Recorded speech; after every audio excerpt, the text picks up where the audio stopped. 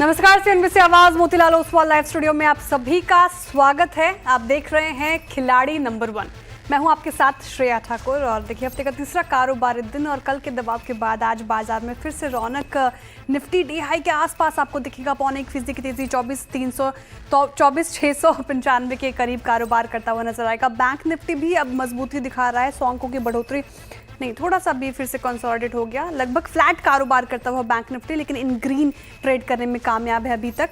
Mid cap में देखिए, यहाँ पे लगातार तीसरा दिन है जब आउट परफॉर्मेंस देखने को मिल रही है। लगभग 1% की तेजी 55,963 के लेवल पर कर रहा है कारोबार। स्मॉल कैप में भी आपको शानदार रैली देखने को मिलेगी। डे हाई पर स्मॉल कैप भी 0.25% की तेजी 17,056 के लेवल पर ब्रेथ शानदार, जाहिर सी बात है आपको नजर आएगी। जिस तरीके से स्मॉल कैप और मिड कैप में हमें आउट परफॉर्मेंस देखने को मिल रही है।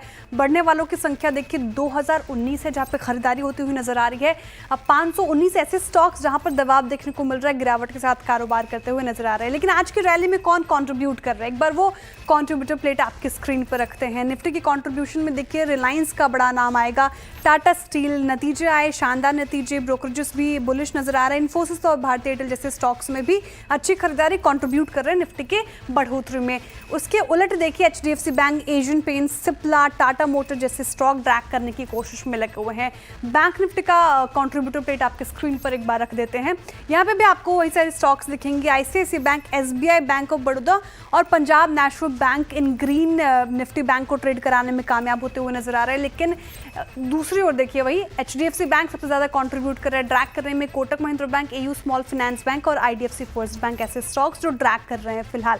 तो स्थिति अभी फिलहाल ठीक ठाक नजर आ रही है बाजार की। निफ्टी में देखिए शानदार रैली हमने बात की, ऑलमोस्ट डे हाइज के पास कारोबार कर रहा है। बैंक निफ्टी फ्लैट है, लेकिन सवाल यहाँ से ये कि जो आज के सेशन में हमें तेजी देखने को मिल रही है वो कितनी टिकाऊ है। ऐसे मूड माहौल में ट्रेडर्स और इन्वेस्टर्स को क्या करना चाहिए, सब पे बातचीत करेंगे। हमारे साथ खिलाड़ी भी जुड़ रहे हैं, पंकज जुरांदर जी, अरुण मंत्री जी और पवन माहेश्वर जी। आप तीनों का ही बहुत स्वागत है एक बार फिर से सीएनबीसी आवाज पर। Very good morning gentleman. सबसे पहले पवन जी, आज आपके पास आना चाहूंगी। मार्केट कल दबाव में था, निफ्टी देखिए शानदार रैली के साथ कारोबार करता हुआ नजर आ रहा है, लेकिन थोड़ा हाई साइड से फिर से फिसला। कितना टिकाऊ लग रहा है आज की रैली, कितनी टिकाऊ लग रही है आपको? क्या हिदायत ट्रेडर्स को स्पेशली आज के सेशन के लिए? Good morning Shreya, good morning to all the panelist and to all the viewers. देखिए, निफ्टी कल भी जैसा मैंने बताया था कि 24,580 स्पॉट के अंदर एक काफी क्रूशियल लेवल है, जिसका ब्रेकआउट होते ही हमने एक ऑलमोस्ट 400 पॉइंट की रैली देखी थी। कल वहां से जब मार्केट ने रिट्रेसमेंट किया तो भी उस पॉइंट को नहीं तोड़ा है, वहीं पे जाके क्लोज हुआ और आज वापस उसके ऊपर ट्रेड कर रहा है। तो इसको हमको सपोर्ट जोन को ट्रेड करना पड़ेगा 24,580 के लेवल को। अगर इसके नीचे 5 मिनट से ज्यादा टिकता है तो फिर मैं अपनी पोजीशन बदलने की सोचूंगा। अदरवाइज यहाँ से मैं 25,000 और उससे ऊपर के ही लेवल को नजर में मेरे आएंगे। ओके, तो पॉजिटिव भी नजर आ रहा है आपको फिलहाल निफ्टी, और 25,000 के स्तर देख रहे हैं आप। ठीक है, अब देखने वाली बात होगी कि क्या चाल बदलता है अपना बाजार या फिर इसको टिका कर रखता है। पंकज जी, आप बताइए आपकी स्ट्रैटेजी क्या डिफरेंट है थोड़ी, स्पेशली मिड कैप और स्मॉल कैप को लेकर आपका नजरिया जानना चाहूंगी। लगातार तीसरा दिन जब आप परफॉर्मेंस देखने को मिल रही है, स्टॉक स्पेसिफिक मूव है, ब्रेथ बाजार की ठीक है, क्या लग रहा है मिड कैप और स्मॉल कैप्स में? जी, good morning Shreya ji and good morning everyone. Shreya ji, जहाँ तक देखिए मिड कैप की बात है, ये पिछले कुछ दिनों से कंटिन्यूअसली हायर हाइस की फॉर्मेशन बनाते हुए जा रहा है। बहुत लाजमी था कि जिस तरीके से मिड कैप और स्मॉल कैप पीटे हुए थे तो बाउंस भी उसी में आना था। इसीलिए मुझे लगता है कि ये एक बाउंस बैक का प्ले है और एक सस्टेनेबल प्ले होगा यहाँ से आगे। मिड कैप्स के अंदर काफी स्ट्रॉन्ग जो है वो मोमेंटम आप विटनेस कर सकते हैं। और सिमिलरली अगर स्मॉल कैप्स की अगर हम लोग बात करते हैं तो वहां पे भी अच्छे खासे दमखम वाले स्टॉक हम लोग विटनेस कर सकते हैं। लेकिन इनका जो नजरिया है कभी एक हफ्ता और 10 दिन का नहीं होना चाहिए। मुझे लगता है कि अब थोड़ा सा पोजिशनल व्यू के साथ में इनमें ट्रेड किया जा सकता है। पोजिशनल व्यू के साथ ट्रेड करने की सलाह फिलहाल। अरुण जी, आज देखें आप फार्मा और एफएमसीजी में थोड़ा दबाव है, इन रेड कारोबार कर रहे हैं, लेकिन मेटल जिस तरीके से रोबस्ट साइड पे नजर आ रहा है, आईटी भी फिर से यहाँ पे पुल बैक देखने को मिल रहा है। सेक्टर स्पेसिफिक अप्रोच अगर आपको करनी हो तो क्या होगी बाजार में? फिर निफ्टी और बैंक निफ्टी पे भी आपकी राय जानना चाहूंगी। देखिए श्रेया जी, गुड मॉर्निंग। पहले तो मुझे आज की रैली पे थोड़ा आप कह सकते हैं मेरा एक्सपेक्टेड नहीं था कि आज मेरा मार्केट इतना बढ़ेगा। फर्स्ट ऑफ ऑल क्योंकि एफआईएस के डेटा काफी नेगेटिव थे कल शाम के, तो डेफिनेटली मार्केट ने एक रिवर्सल के संकेत दिए हैं और 24,500 पे जो कॉल राइटर्स थे उनको एक एग्जिट भी थोड़ा बहुत कल मिलता हुआ नजर आया था। फर्स्टली मेरा भी सेम व्यू है जो पवन जी और पंकज जी ने कहा, 24,500 एक जो लेवल है स्ट्रॉन्ग सपोर्ट है मार्केट के लिए। और कल तक मुझे लग रहा है 24,500 जरूर होल्ड करेगा। और आपने सही कहा, सेक्टर स्पेसिफिक मुझे लग रहा है मोमेंटम काफी अच्छा नजर आ रहा है। आज आज भी अगर आप देखें तो डिफेंस, रेलवे, इवन अगर आप फार्मा या हेल्थ केयर में देखें तो वहां पे भी स्टॉक स्पेसिफिक बाइंग देखने को मिल रही है। तो मिड कैप स्मॉल कैप में एक ब्रेकआउट भी है और अभी भी वो अपने ऑल टाइम हाई से काफी दूर है। तो मुझे लग रहा है एक्शन ज्यादा स्टॉक स्पेसिफिक रहेगा। हो सकता है निफ्टी थोड़ा कंसोलिडेट आपको करता हुआ नजर आए। ओके, तो स्टॉक स्पेसिफिक थोड़ा एक्शन रहेगा, जिस तरह से डिफेंस, रेलवे स्टॉक्स में हमें तेजी देखने को मिल रही है मिड कैप स्मॉल कैप में, और निफ्टी को लेकर भी मार्केट को लेकर भी हमारे खिलाड़ी ऑप्टिमिस्टिक ही नजर आ रहे हैं। एक बार रिटर्न कार्ड रख देते हैं हमारे खिलाड़ियों के आपके स्क्रीन पर, क्या स्थिति वहाँ पे देखने को मिल रही है, कौन से खिलाड़ी लीड ले रहे हैं, उसके बाद सीधे उनके पोर्टफोलियो चेक भी लेंगे। अरुण कुमार मंत्री पहले पायदान पर, इनका पोर्टफोलियो लगभग 6.5% ज़्यादा का पॉजिटिव रिटर्न देता हुआ नजर आ रहा है। दूसरे पायदान पर पंकज जी हैं, उनका पोर्टफोलियो 2.5% के करीब रिटर्न देता हुआ नजर आ रहा है। साथ ही पवन जी का पोर्टफोलियो देखिए, उनका पोर्टफोलियो करीब 1.5% के करीब यहाँ पे पॉजिटिव रिटर्न देता हुआ नजर आ रहा है। काफ़ी इंप्रूवमेंट पवन जी के पोर्टफोलियो में नजर आ रही है, नेगेटिव से पॉजिटिव टेरिटरी में फिलहाल आ चुके हैं। पिक्स लें और पोर्टफोलियो चेक लें।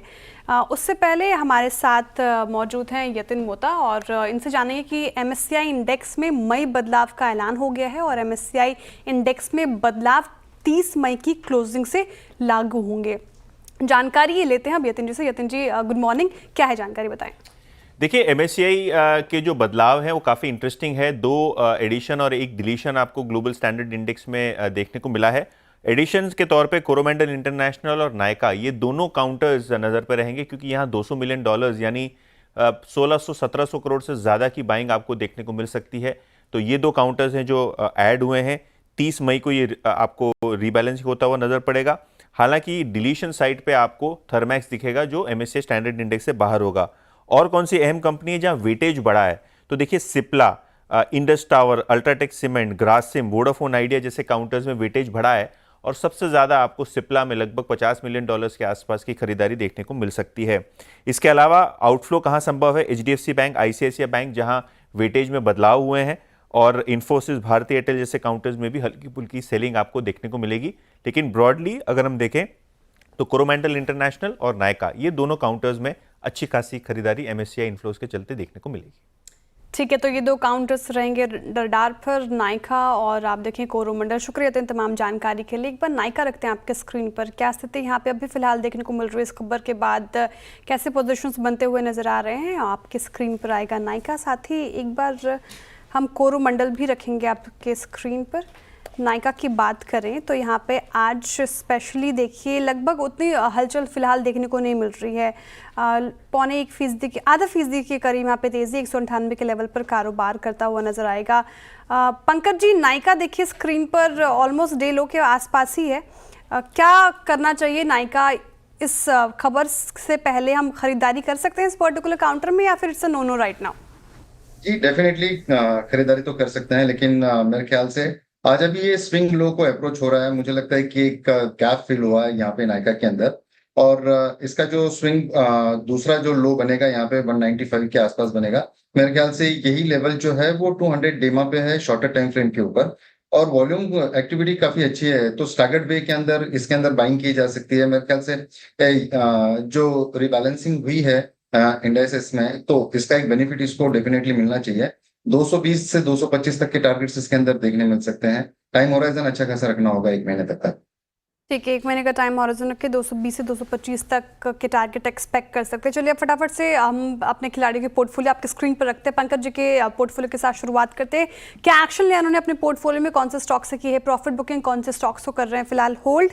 आप देखिए गार्डन रीच शिप बिल्डर्स यहाँ से कर लिया उन्होंने एग्जिट, MRPL से भी कर लिया है एग्जिट। पंकज जी, पहली पसंद आपकी आज के लिहाज से क्या होगी?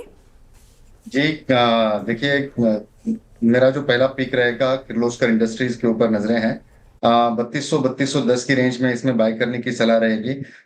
जिस तरीके से एक लोअर लोज के फॉर्मेशन के बाद में आज एक अच्छी खासी वॉल्यूम के साथ में बाइंग इंटरेस्ट यहाँ पे जनरेट होता हुआ दिखा है यहाँ पे, तो मुझे लगता है कि इसको 3000 के स्टॉप लॉस के साथ में इसको होल्ड करना चाहिए। Target would be 4100। नजरिया थोड़ा सा लंबा है, लेकिन काफी स्ट्रॉन्ग बेट बन सकती है किर्लोस्कर इंडस्ट्रीज का। ओके, किर्लोस्कर इंडस्ट्रीज फिलहाल बाई साइड की ट्रेड आती हुई पंकज जी की तरफ से लगभग 7.25% के 8% के करीब इनफैक्ट आज तेजी देखने को मिल रही है। टारगेट देखिए 4100 का एक्सपेक्ट कर सकते हैं। स्टॉप लॉस आपको 3000 लगाकर चलना है। अब रखते हैं अरुण जी का पोर्टफोलियो आपके स्क्रीन पर। क्या स्थिति, कौन सा स्टॉक वो अभी फिलहाल होल्ड कर रहे हैं, कहां से उन्होंने लिया है एग्जिट, उस पर एक नज़र जानना ज़रूरी है। तो उन्होंने डोम्स कर लिया है, वहां से एग्जिट, प्रॉफिट बुकिंग की है GSPL से, और BEML में स्टॉप लॉस हिट हो चुका है अरुण जी का। Arun ji, first pick? Again मेरी भी पहली पिक मिड कैप से ही होगी, तो HBL इंजीनियरिंग में बाई करने की सलाह है। ये एक डिफेंस प्ले भी आप कह सकते हैं। ओवरऑल टेक्निकली भी स्टॉक मजबूत नजर आ रहा है, तो 538 के आसपास बाई करने की सलाह है। 524 का स्टॉप लॉस लगाए। मुझे लग रहा है 597 तक ये स्टॉक जा सकता है। एक शानदार आप कह सकते हैं चैनल का ब्रेकआउट नजर आ रहा है, और मुझे लग रहा है कल तक के टारगेट अचीव हो जाने चाहिए। HBL इंजीनियरिंग, ये देखिए डे हाई पर कर रहा है काउंटर कारोबार। यहाँ बाई साइड की ट्रेड अरुण जी की तरफ से आती हुई 597 का टारगेट आप एक्सपेक्ट कर सकते हैं। स्टॉप लॉस आपको 524 का लगाकर चलना है। अब रखते हैं पवन जी का पोर्टफोलियो आपके स्क्रीन पर। क्या स्थिति यहाँ पे देखने को मिल रही है, कौन से स्टॉक से की उन्होंने प्रॉफिट बुकिंग, कहाँ से एग्जिट लिया है? आदित्य बिरला कैपिटल, यहाँ से इन्होंने प्रॉफिट बुकिंग कर ली है। ट्यूब इन्वेस्टमेंट्स को अभी भी फिलहाल होल्ड करके चल रहे हैं पवन जी। पवन जी, पहली पसंद आपकी कौन सी होगी आज के लिए? श्रेया, मेरे को JM फाइनेंशियल्स लॉन्ग साइड के लिए बहुत अच्छा लग रहा है। अभी 112 रुपए 25 पैसे के आसपास इसका CMP चल रहा है। 103 रुपए का मेरा इसमें स्टॉप लॉस रहेगा, और मैं 131 रुपए का इसका टारगेट लेके चलूंगा। JM फाइनेंशियल डे हाई पर लॉन्ग करने की सलाह फिलहाल पवन जी की तरफ से आती हुई, और 131 का आप टारगेट एक्सपेक्ट कर सकते हैं। 103 का लगाना है आपको स्टॉप लॉस। ये पवन जी की पहली पसंद। लगे हाथ पवन जी, आपसे ही शुरुआत करूंगी दूसरी पिक की भी। आप बता दें दूसरी पसंद क्या है आपकी? श्रेया, निफ्टी ने ना कल और आज दोनों दिन ही 24,800 के आसपास से एक बार रिवर्सल दिया है। तो एक बार इसको ये अगर डिसिसिवली ऊपर तोड़ता है, तो फिर इस ब्रेकआउट के ऊपर मैं आपको सेकंड पिक दूंगा। ठीक है, 24,800 का एक इंपॉर्टेंट लेवल, वो अगर तोड़ता है तो फिर पवन जी की तरफ से दूसरी पिक आएगी। और कोई भी अपडेट हम मिड कैप मंत्रा में लेकर आएंगे। अरुण जी, आप बताइए, आप कर रहे हैं इंतजार या फिर सुझा रहे हैं दूसरा स्टॉक?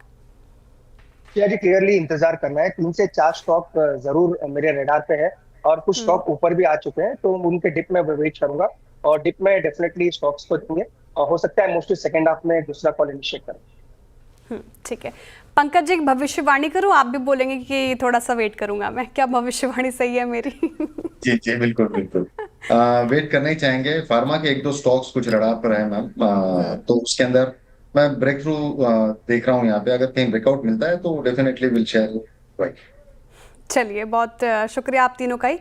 जो भी अपडेट मिड कैप मंत्रा में, थोड़ा सा इंतजार हमारे तीनों खिलाड़ियों की तरफ से। मार्केट की चाल पर निर्भर करेगा उनके पिक्स क्या आएंगे। इसी के साथ रुक रहे छोटे से ब्रेक के लिए। ब्रेक के बाद फिर हाजिर होते हैं। आप देखते रहिए CNBC आवाज़।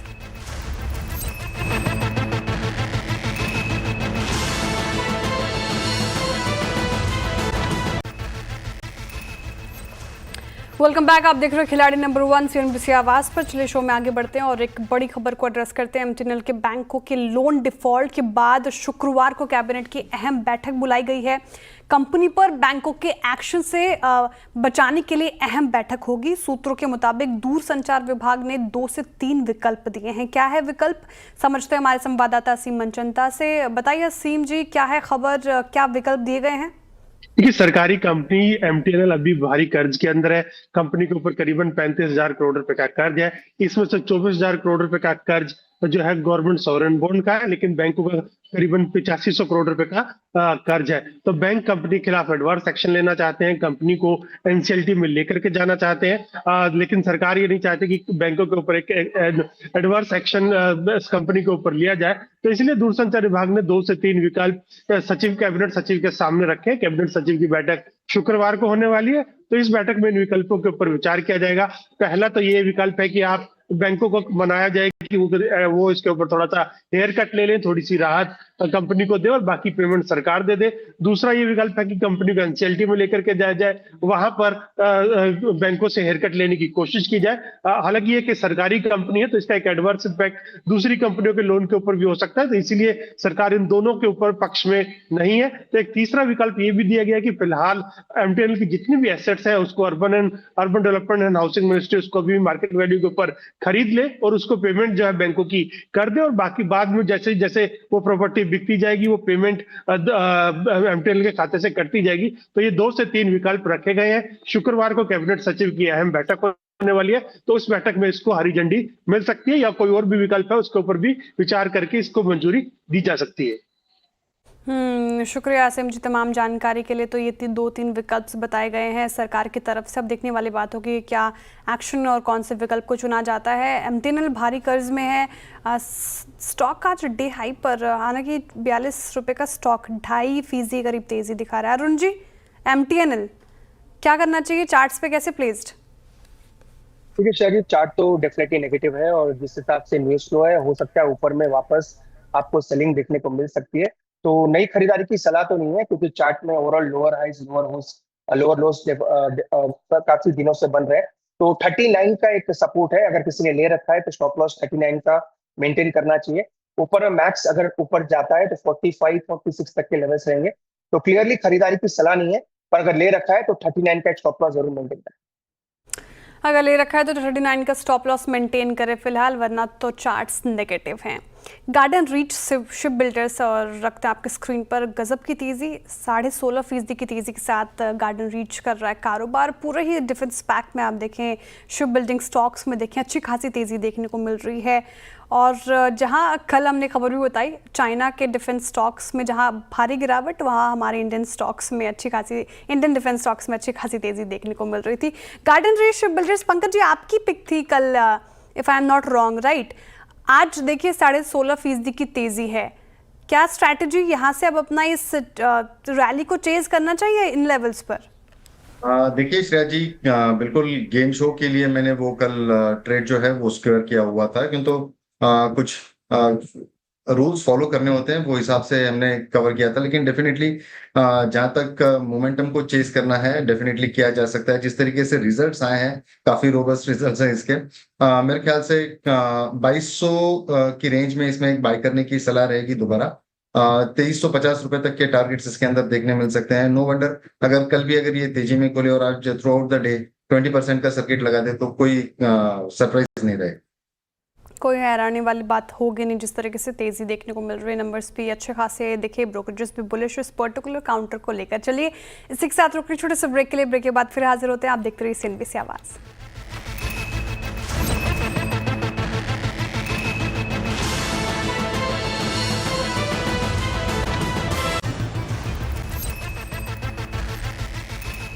वेलकम बैक, आप देख रहे हैं खिलाड़ी नंबर 1 CNBC आवाज़ पर। चलिए वक्त हो चुका है शो को आखिरी सेगमेंट की तरफ मोड़ने का। फटाफट से लेकर आते हैं हमारे खिलाड़ियों की पोर्टफोलियो आपके स्क्रीन पर। शुरुआत करते हैं पंकज जी की पोर्टफोलियो के साथ। कौन सा स्टॉक से होल्ड कर रहे हैं और आज के सत्र में कौन सा सुझाया उन्होंने? क्लोज कर सुझाया टारगेट प्राइस 4100 और स्टॉप लॉस आपको 3000 लगाकर चलना है। क्या स्थिति फिलहाल क्लोज कर में देखने को मिल रहा है? तेजी या मंदी? यहाँ पे थोड़ा सा यहाँ पे दबाव देखने को मिल रहा है, नेगेटिव रिटर्न लगभग 0.5% के करीब। अरुण कुमार मंत्री जी ने HBL इंजीनियरिंग सुझाई, बाई साइड की ट्रेड, टारगेट 597, स्टॉप लॉस आपको 524 का लगाकर चलना है। यहाँ पे क्या स्थिति देखने को मिल रही है? तो ये लगभग 2% से ज़्यादा का पॉजिटिव रिटर्न फिलहाल लैंड करता हुआ नजर आ रहा है।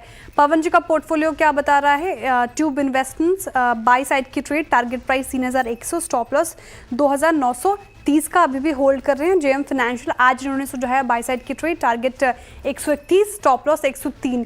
क्या स्थिति, प्रॉफिट या लॉस, तेजी या मंदी क्या देखने को मिल रही है यहाँ पर? तो दोनों ही अभी पॉजिटिव रिटर्न दे रहे हैं। JM फाइनेंशियल 0.25% के करीब और ट्यूब इन्वेस्टमेंट्स 0.2% के करीब यहाँ पे पॉजिटिव रिटर्न देता हुआ नजर आ रहा है। मुनाफा का मीटर क्या कहता है? कौन से खिलाड़ी लीड ले रहे हैं पहले पायदान पे, वो एक बार रख देते हैं आपके स्क्रीन पर। और अरुण कुमार मंत्री जी सबसे ज़्यादा इनका पोर्टफोलियो पॉजिटिव है, लगभग 9.5% के करीब पॉजिटिव रिटर्न लैंड करता हुआ नजर आ रहा है। दूसरे पायदान पर अब पवन जी पहुंच गए हैं, इनका पोर्टफोलियो 3.5% के करीब पॉजिटिव रिटर्न दे रहा है। तीसरे पायदान पर पंकज जी, इनका पोर्टफोलियो लगभग 2.25% से ज़्यादा का पॉजिटिव रिटर्न देता हुआ नजर आ रहा है। तो ये स्थिति हमारे खिलाड़ियों के पोर्टफोलियो की। अब कोई भी अपडेट इनकी तरफ से हम सीधे लेकर आएंगे मिड कैप मंत्रा में। आप तीनों का ही बहुत बहुत शुक्रिया हमारे साथ जुड़ने के लिए और तमाम पिक्स बताने के लिए। अब इस शो से फिलहाल इतना ही, आप सीधे मुलाकात होगी कमाई का अड्डा में। आप देखते रहिए CNBC आवाज़।